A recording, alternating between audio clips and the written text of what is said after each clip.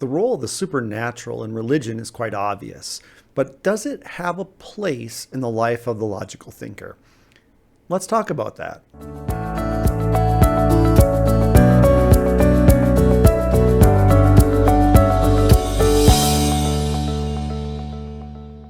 Hello, this is Rick Sundstrom, and I'd like to welcome you to Journey Beyond Belief. The topic today involves the supernatural. Now, I'm a software engineer. I'd like to think of myself as a logically thinking person. I'm a big fan of science. I like systems which are orderly and behave according to plan. Now, that doesn't mean, however, that I'm not open to the existence of the supernatural. Now, of course, when I was a Christian, I was more apt to ascribe it to God and more specifically the God described by Christian theology. But now I'm not as sure of that description. But do I believe that there's value to pursuing the supernatural for a logically thinking person? And the answer may surprise you. I think yes, I think there is. Now, granted, how you perceive that supernatural might be different. And let's just get into the topic. I've got two stories that I want to tell you, one that you've heard before and one that you haven't. And we can begin to draw some conclusions at the end of those. Okay, this might take a little while, so have some patience. The first story involves an incident when I was still a pastor. At this particular point, we were having prayer meetings after work. They were like 5 o'clock prayer meetings. Now, for those of you who are at all familiar with churches, know that prayer meetings are notoriously not very well attended. And this was the same. I think there was like maybe 3-4 people there at tops. And at this particular prayer meeting, a member of our church that was not a very frequent attender decided to show up a little bit late. And at that point in time, and I want to make sure that I describe this accurately, because I think it'll be important to our conversation. But anyway, at this point, I had this very strong impression that there was a message for this person. Now, of course, at that time, I was still very solidly Christian, so I believed that God had a message for this person. And that message was 2 words: choose life. Now, I want to be very clear that this was not an audible voice. It wasn't any kind of like a hallucinatory vision or anything like that, or a dream. It was most definitely an impression, a thought that was occurring in my mind. Now, although it was a thought, it seemed different than the thoughts that were the normal thoughts are in my mind. But anyway, it was just a very strong impression that there was a message for this person, that it was choose life. Now, of course, I was desperately trying to figure out what this meant, because I was going to tell this person there was a message from God. And I'm thinking, oh, this is kind of strange message. Maybe it had something to do with the Old Testament verses that said, when you choose life, you're choosing God's plans. And then when you're choosing death, it basically meant that you're choosing to not walk in God's commandments. I was thinking, yeah, that's probably it. A real generic kind of message that said, you got to choose God's way in your life. So I began to tell this person, I believe that God has a message for you. And that message is this: choose life. And then I also began to explain that I thought it was probably related to that concept of, choosing life, choosing to follow God, and not choosing life, not following God. But then at that point, as I was explaining that, I got another impression. And it was like, wait, okay, there's more. You have a major decision to make in your life. And you know what that decision is. And God wants you to hear these 2 words about that decision: choose life. And at that point, the person was very surprised. And the prayer meeting, that person interrupted the prayer meeting and said, look, you've got to come out to my car. I've got something I need to show you. And I didn't know what in the world this person was talking about. And so I went out to this person's car, and they opened the car and pulled out this bag that was full of pills. And this person said, look, my plan was to drive home from work today, take these pills, and kill myself. Now, as I was driving by, I noticed all these cars at the church, and I thought, oh, I'll just stop by and see what in the world is going on.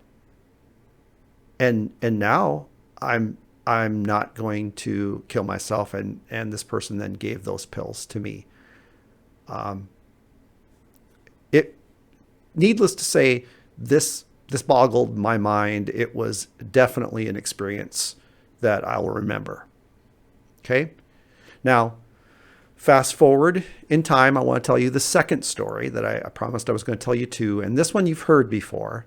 It first appeared in the Welcome to the Not Church video, and the link is in the description below if you want to watch that entire video. But anyway, it was a point about 4 or 5 years, well, about 5 years in the after I had decided not to be a pastor. The church was closed down. I had since earned a degree in computer science, and I was now a software engineer. And that same voice, that same impression kept visiting my mind, was saying, you know, maybe the purpose of your life is wrapped up in helping people that were not identifying with the church. Either they were hurt from the church, or maybe they just weren't quite, tracking. And they needed something different. And I really was fighting against and struggling against the idea of doing anything that had to do with spirituality, because I just had such a bad taste from my experience. And I was still, quite frankly, wounded and getting over it. And so I said, okay, fine. If there's some supernatural force that wants me to do this, that somehow is tying my purpose in life up in this, and you want me to start something, okay, great, you want me to do something about it, then you're going to have to give me a sign. I basically called out the universe, the force, God, whatever it is that you want to call this supernatural being. I called it out and said, hey, you need to give me a sign if you want me to do something, because I'm not so sure that that's a good idea. And this was at bedtime. I was finally, I'm like going on right before I went to bed. I said, fine, I'm going to call you out. And you might not think too much of this, but the first thing I do when I get up in the morning, and this is the very next morning, is I check my Facebook. I'm a older person, so I do use Facebook. And lo and behold, in my feed, where, sometimes your Facebook memories will come up. It was something I posted 4 years ago, and it was a quote by Buckminster Fuller. Now, during this time, I'll tell you what the quote is. It says, "You never change things by fighting the existing reality. To change something, build a new model that makes the existing model obsolete." Now, at the time that I posted that, I had entertained thoughts of, okay, maybe I could be a part of the evangelical church and somehow bring about some positive changes to it. But I decided, no, that really wasn't good. And I had seen this quote, and I thought, yeah, what really needs to happen is something needs to come along that would replace the church, that would in essence make it obsolete. And I just kind of abandoned that thought at that time. And now this quote comes up in my feed, and right away, that voice comes back, that impression that says, okay, you need to start a group.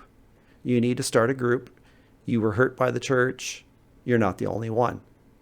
You are enjoying living authentically for the first time. You're not the only one that needs to do that. You still maybe believe in spirituality. You still realize that there's benefits, that there's some concepts associated with religion that still would benefit people, but maybe religion doesn't. There's other people that feel that way. And I was just this strong sense that I needed to start this group. And it was that same voice. It was the exact same impression that I got during that prayer meeting of the first story that I told you. And it was just, and I knew at that point that I was certain that I called out God and he gave me a sign. Now, I believe that was a supernatural experience. I believe the first story that I told you was a supernatural experience.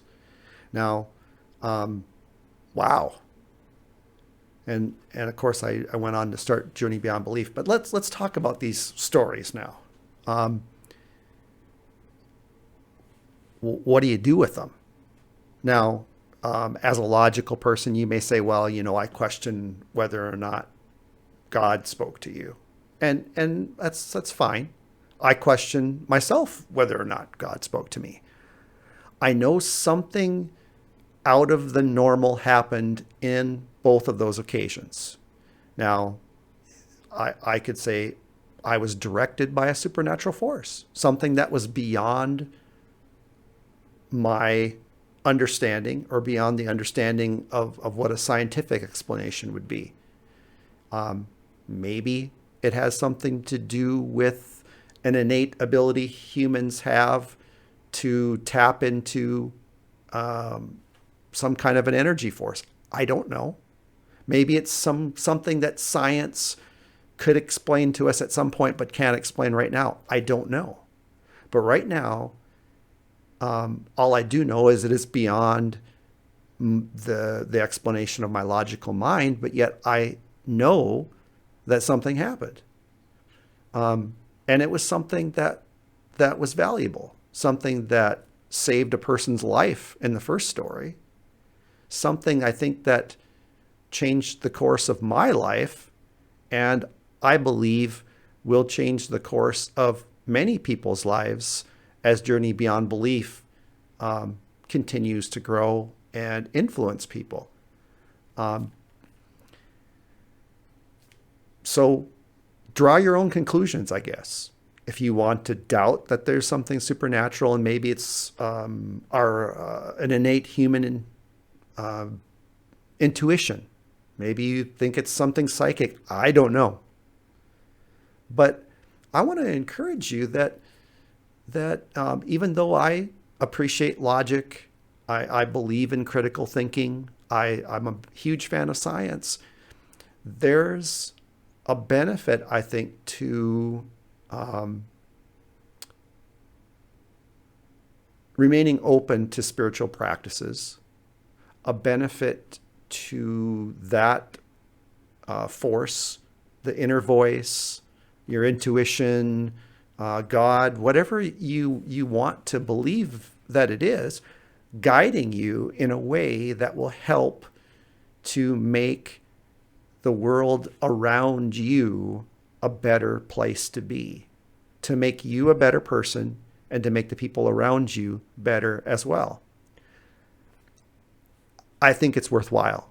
Now, I understand it's a controversial topic, but it's part of the reason why I created this group, because I want to encourage people that there are benefits to spiritual practices, and you don't have to be some kind of a religious nutball in order to reap the benefits of those practices in your life. Meditation, just different creative pursuits, I think can open people up. Maybe when you're in situations and you just have this gut feeling about things, or maybe there's an intuition, or maybe there's that voice, maybe there's this impression that you get. Maybe pay attention to it. Maybe, it's like, well, you don't have to just totally abandon yourself, but maybe, just maybe, something is trying to nudge you in a direction. And be open to it. Well, anyway, I'd love to hear what you have to think about it. If you want, you can leave some comments in the section below, but YouTube comments are notoriously, they're not always the best. So if you'd like to really get into some interesting discussions, we have a private Facebook group for Journey Beyond Belief. The link for it is down below in the description. And since it is private, you do need to request permission to join it. So click on the link, request permission to join it. You'll have to agree to the rules of the group, but they're not really that egregious. You can read them when you go there and request permission. And let me know what you think. Let me know if you've had some experiences that are maybe supernatural in your life. Maybe you've had some type of experiences. Maybe you're open to it. I'd love to hear about it. So please join us and let me know. But anyway, I think that pretty much wraps up what we're going to talk about today. I'd really appreciate it if you want to give this video a like if you enjoyed it. Maybe subscribe to my channel so you can hear some of the things that I'll have to share with you in the days to come. But otherwise, thank you for watching this episode of Journey Beyond Belief, and I hope you join us next time.